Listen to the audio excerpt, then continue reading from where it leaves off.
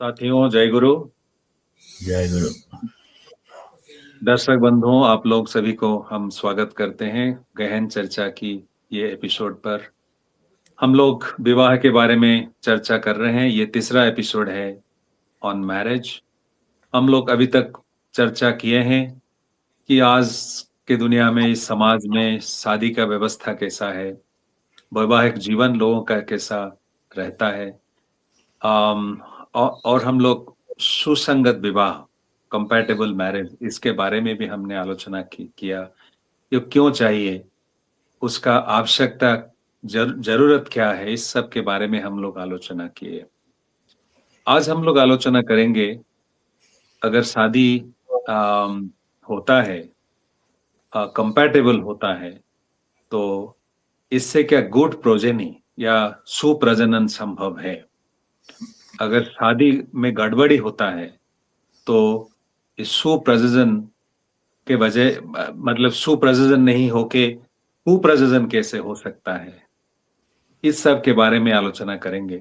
ये एक बहुत ही महत्वपूर्ण विषय है, और इसके बारे में चर्चा करने के लिए सुब्रजित दा, मैं आपको अनुरोध करता हूँ। आप क्या सोचते हैं इसके बारे में? हाँ जी, आप जो बोले प्रजनन के बारे में, ये एक मुख्य मकसद है शादी शादी का, नहीं कि हाँ अगले जी। प्रजनन को लाना है। हाँ तो जी। ऐसा होता है समाज में, अक्सर आजकल हो रहा है कि शादी आबादी ना लेके बर्बादी ला रहा है। तो तो सही कहा उस आपने।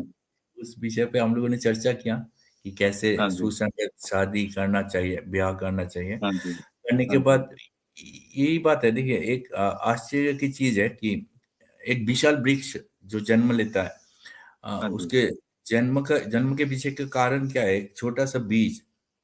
हाँ जी। और सिर्फ बीज एक ही कारण नहीं है, दो चीज मिलकर बनता है, बीज और हाँ भूमि। जी।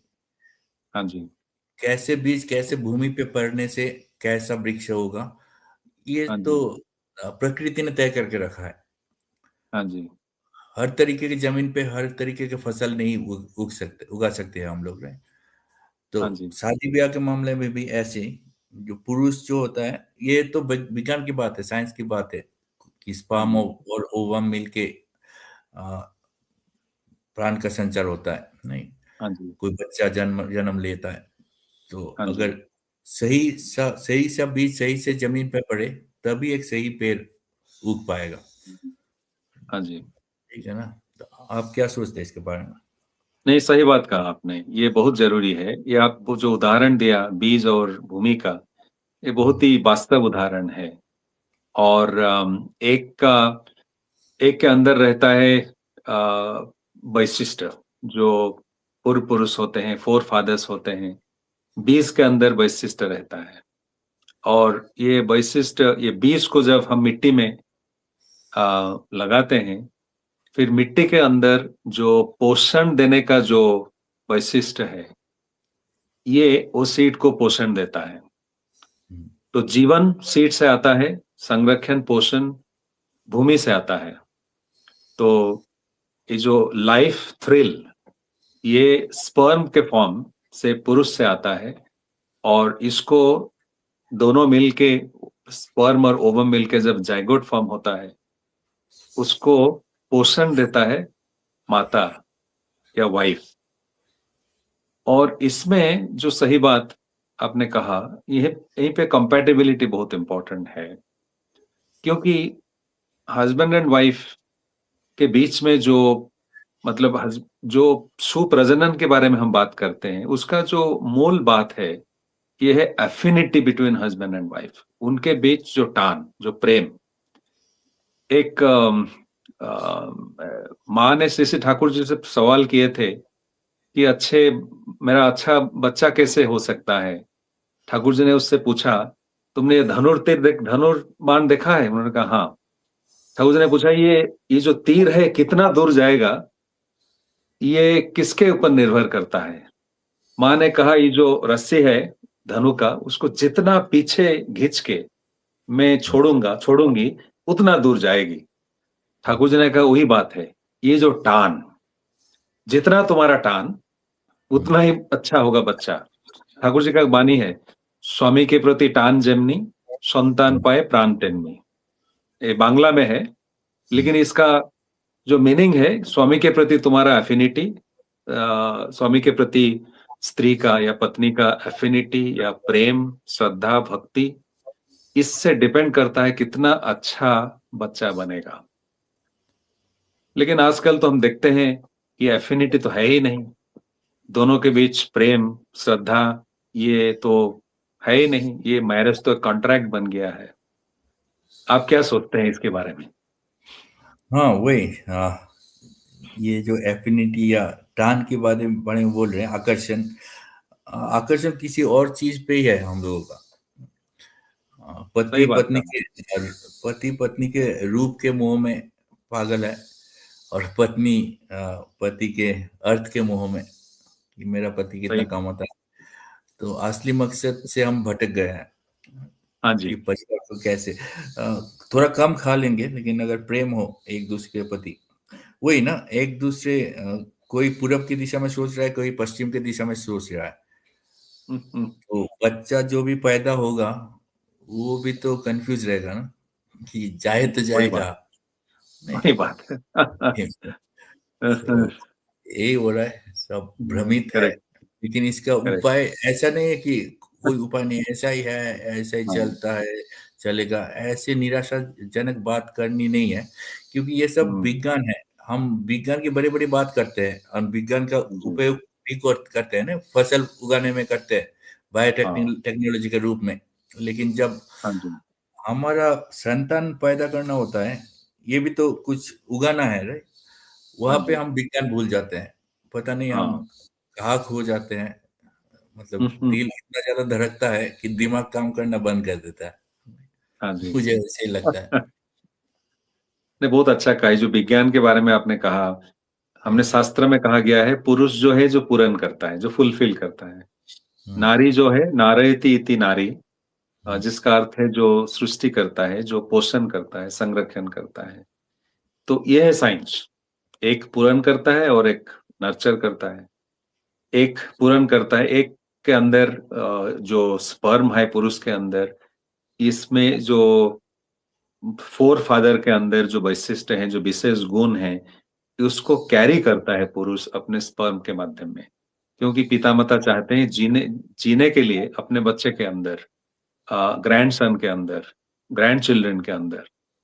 और अगर वहां पे गड़बड़ होगा, ये जो इंस्टिंक्ट्स है, ये एक नदी के तरह है, बहती रहेगी।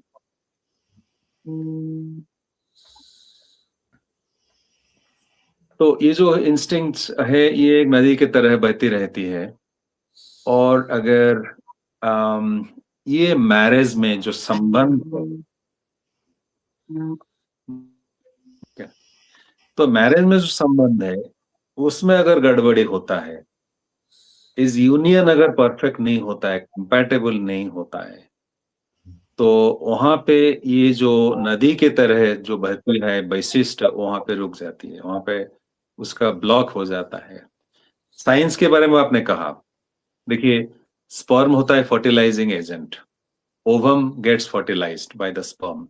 तो एक फर्टिलाइज होती है और एक फर्टिलाइज फर्टिलाइज करता है। जो फर्टिलाइज करता है, ये अगर इंफीरियर क्वालिटी का स्पर्म होगा, तो कैसे सही ढंग से फर्टिलाइज करेगा?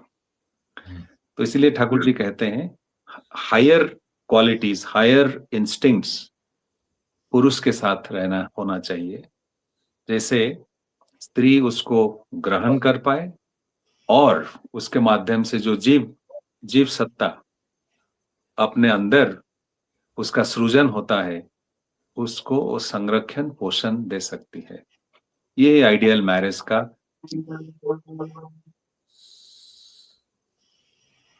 आइडियल मैरिज का विज्ञान है। हम्म। जी, आपने जो नदी की धारा के बारे में बोल रहे थे, उससे मुझे याद आ रहा है, एक हाँ जी। पुराना गाना है फिल्म का, तेरे मन की गंगा और मेरे मन की जमुना, बोल रहा था बोल संगम होगा कि नहीं। तो हाँ ये जी। गंगा जमुना का संगम होना है। आ, मन मन की गंगा मन की राधा, लेकिन हमारे ठाकुर जी इससे आगे बढ़कर हम्म, बोले कि मन हाँ जी। चंचल होता है, मन कब किधर हम्म, ले जाएगा तुम्हें पता ही नहीं चलेगा। हाँ जी। मन मतलब हाँ जी। मंकी के जैसे, बंदर के जैसे उछल कूद करता रहता है। इसलिए हाँ ठाकुर जी जी। बोले कि मन का अनुसरण ना करके विवेक के अनुसरण हाँ। करो। हाँ जी। विवेक तुम्हें बता देंगे कौन सा सही है कौन सा नहीं, क्योंकि मन हाँ जी। परिवर्तनशील है, लेकिन विवेक हाँ जी। जो है वो हम्म, अपरिवर्तनीय है। तो ये हाँ जी। विवेक और बुद्धि दोनों का प्रयोग करके अगर अगर हम लोग कोई काम करते हैं तो उसमें हम्म, सफलता तो मिलनी ही है। हाँ जी। और एक बात मुझे याद आ रहा है जो मेरे ध्यान में, आजकल ऐसा भी है, लोग ऐसे तर्क देते हैं कि बच्चा पैदा करने के लिए शादी ब्याह की क्या जरूरत है। नहीं, ठीक है, हम्म, बगैर शादी का भी हो सकता है, लेकिन शादी तो एक संस्कार है। लेकिन शादी करके जब होगा और ऐसे बगैर हम्म, शादी के जब होगा तो वो शब्द आ जाता है जहन में, लावारिस हम्म, बच्चा पैदा होगा। ठीक है ना। हम्म, तो हम लोग क्या समाज को ये देने के लिए पैदा हुए कि हम लोग लावारिस बच्चे की माँ बाप, और ये माँ बाप भी नहीं बोल सकते हम लोग अपने काम रिपु को चरितार्थ करने के लिए बच्चे पैदा कर दिए, ना सही है। संपर्क सही ना है। परिवार करे। तो ऐसा भी बहुत विकृति समाज में है, लेकिन ये सही हम लोग कहा। हाँ, हम्म, आँख मूंद के भी नहीं रह सकते, कुछ तो हाँ करना जी। है। और अच्छे बच्चा लाने का अगर मकसद हमारा नहीं है, इंटेंट नहीं है, हम्म। हमारा इच्छा नहीं है, तब तो बच्चा पैदा करने का अधिकार नहीं है। तो मतलब जो अच्छा कैरेक्टर का बच्चा नहीं हो, जो हम्म। फिजिकली मेंटली डिस्टॉर्टेड हो, इस बच्चा को समाज में अगर लाएंगे तो समाज का भी खेती करेगा, नुकसान करेगा। तो ये हमारा कोई लाइसेंस हमारे पास नहीं है कि ऐसे नहीं। बच्चा हम लाएं दुनिया में जो समाज का नुकसान करेगा। और हम अगर विज्ञान की रीति नीति को मतलब उपेक्षा करके हम लोग करते हैं और उसका जी। फल ऐसा हाँ जी। मिलता है, विकृत हाँ संतान, जी। उसके लिए हम लोग अपने किस्मत को नहीं दोष सकते, कोस सकते हैं। ठीक है ना। एग्जैक्टली। ये हमारी करनी है, हमारी कर्म फल है। एग्जैक्टली। तो कर्म करने के पहले हम्म, सोच समझ के करना है, सही हाँ जी। रास्ते पे। ज्ञानी हाँ जी। गुणी लोग जो बोलते हैं उस हाँ। पे थोड़ा विचार तो करना है। हाँ जी। अगर हम लोग ऐसे एट लेके चले कि हम्म, नहीं मुझे सब कुछ आता है, हाँ जी। किसी से ज्ञान लेने की जरूरत नहीं है, फिर हाँ। तो जहन्नुम का रास्ता मेरे लिए खुला हुआ है। ना, आपने बहुत सही बात कहा। हमने बहुत अच्छा आलोचना आज किया। आपने कहा विद्या, बुद्धि, विवेक को प्रयोग करके कैसे हम सही निर्णय ले सकते हैं, शादी के बारे में कैसे सही निर्णय ले सकते हैं, कैसे कंपैटिबल मैरिज हो जिसमें हस्बैंड एंड वाइफ के बीच एफिनिटी रहेगा।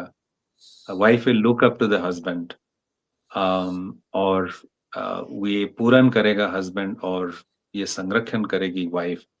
जी। ये जो आलोचना ये तो जारी रहेगी। मुझे लगता है इस दुनिया में अगर अच्छा शादी नहीं होंगे और गुड प्रोजेनी, सुप्रजनन नहीं होगा, तो हमारा जितना भी प्रोग्राम, जितना भी एजेंडा, जितना भी इंस्टीट्यूशन हम बनाए, कुछ सब कुछ निरर्थक होगा, मूल्यहीन होगा। क्योंकि अगर अच्छे लोग नहीं रहेंगे, अच्छे लोग दुनिया में नहीं आएंगे, तो ये सब करने का कोई फायदा नहीं है, कुछ भी नहीं रहेगा। तो दर्शक बंधुओं, ये आलोचना हमने 3 एपिसोड में आलोचना हम लोग ने शादी के बारे में की है। लेकिन ये विषय बहुत ही व्यापक है, ये खत्म नहीं हुआ है।